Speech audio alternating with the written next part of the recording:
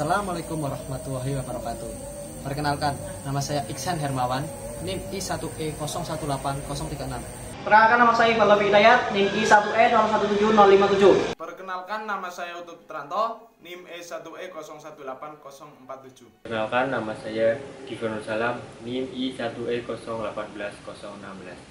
Kami dari kelompok 3 akan mempresentasikan permainan olahraga tradisional bentengan.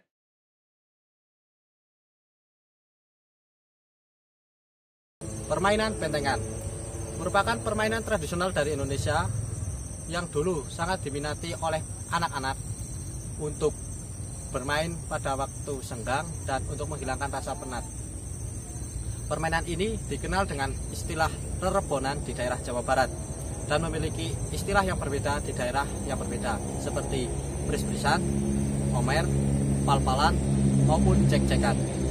Permainan bentengan tersendiri berasal dari kata benteng yang berarti pertahanan. Permainan bentengan ini memiliki relevansi dengan kehidupan bangsa Indonesia pada zaman penjajahan Belanda, yang mana masyarakat Indonesia mempertahankan kemerdekaan dari jajahan Belanda dengan bentengnya masing-masing.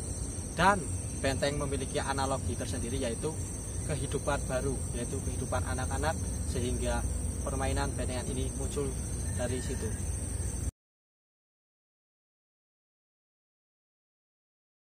Untuk sarana dan prasarana permainan olahraga tradisional bentengan, yang pertama ada kapur sebagai garis pembatas lapangan. Yang kedua ada kaos tim untuk membedakan tim satu dengan tim yang lainnya. Yang ketiga fluid untuk memulai dan menghentikan pertandingan. Yang keempat ada stopwatch atau jam untuk menghitung waktu dalam permainan. Yang kelima ada papan skor untuk mencatat perolehan skor yang diraih oleh masing-masing tim. Yang keenam ada tongkat dan bendera sebagai tanda base atau benteng suatu tim.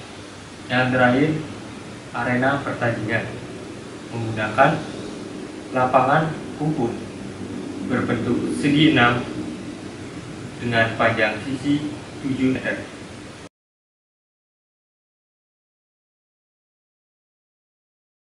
Saya dari kelompok bentengan akan menjelaskan cara bermain dalam permainan bentengan. Langsung saja ya. Yang pertama adalah pemain terdiri dari 3 tim. Tim A, tim B, dan tim C. Masing-masing tim terdiri dari 6 pemain. Nah, jadi pemain di sini di dalam lapangan pertandingan disediakan benteng. Di situ ditempati 6 pemain dari tim masing-masing. Kemudian tim cadangan atau pemain cadangan berada di belakang base atau benteng yang berada di luar lapangan. Nah, kemudian jika pemain sudah siap berada di benteng masing-masing, maka dari kapten masing-masing berkumpul menjadi satu dan dipimpin oleh wasit untuk melakukan switch atau home pimpa untuk siapa yang akan mulai untuk keluar melakukan permainan. Ya, sebut saja semisal yang harus keluar dari pemain atau benteng tersendiri itu adalah tim A ya. Tim A diperkenankan untuk keluar terlebih dahulu dari base. Tim A sudah keluar, maka diikuti oleh tim B dan tim C. Nah, dalam permainan bentengan itu adalah saling mengejar. Jadi tim A berhak untuk mengejar tim B dan dapat juga mengejar tim C. Nah, dan juga tim B pun berhak untuk mengejar tim A dan tim B pun berhak untuk mengejar tim C. Begitupun sama untuk tim C, dapat mengejar untuk tim A maupun tim B. Nah, apabila pemain tim A, tim B, tim C dapat mengalahkan atau melumpuhkan lawannya ketika pemain yang dikenai itu lebih lama terlebih dahulu untuk keluar dari benteng. Contoh ya, tim A terlebih dahulu keluar dari benteng, kemudian diikuti tim B keluar dari benteng. Dari tim B melakukan pengejaran kepada tim A dan dapat dikenai. Maka dari itu, pemain dari tim A itu menjadi tahanan dari tim B. Karena tim A lebih dahulu keluar dari tim atau dari benteng, kemudian baru tim B. Maka dari itu tim B berhak untuk mengenai tim A dan menjadi tahanannya tim B. Begitu sama tim C juga. Seperti itu. Nah, permainan ini dimenangkan apabila dari tim dapat menjebol atau membobolkan daerah tim lawan dan mencabut bendera dari benteng lawan. Jadi semisal tim A sudah diambil atau dikenai oleh tim B dan dapat dikenai oleh tim C menjadi tahanan tim B. Nah, kemudian di sini tim C dapat berlari ke sini dan dapat mengambil tim atau mendapat membobol dengan mengambil bendera dari tim A. Maka tim A berhak mendapatkan poin 1.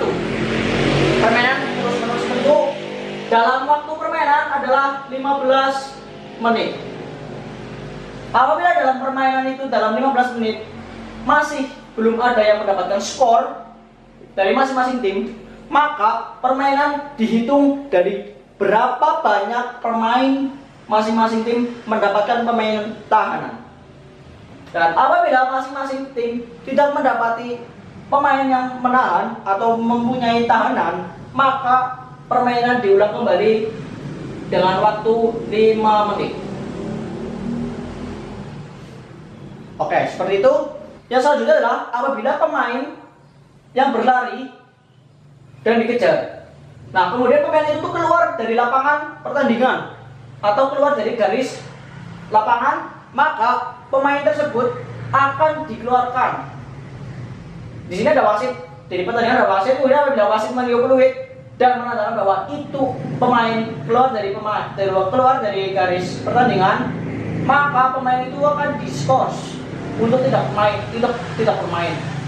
Nah, jadi maka itu berkurang. Jadi semisal tim A keluar dari lapangan, kemudian dikeluarkan dari tim karena oleh skors oleh wasit, jadi pemain tersebut yang ada di dalam permainan tinggal 5 pemain.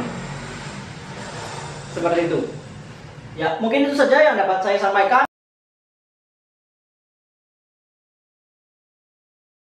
Di sini saya akan menjelaskan pedoman penskoran permainan tradisional bentengan. Yang pertama, tim dapat mencetak skor dengan cara menjebol atau menduduki benteng lawan dan mencabut bendera sebagai simbol bahwa tim tersebut telah ditaklukkan.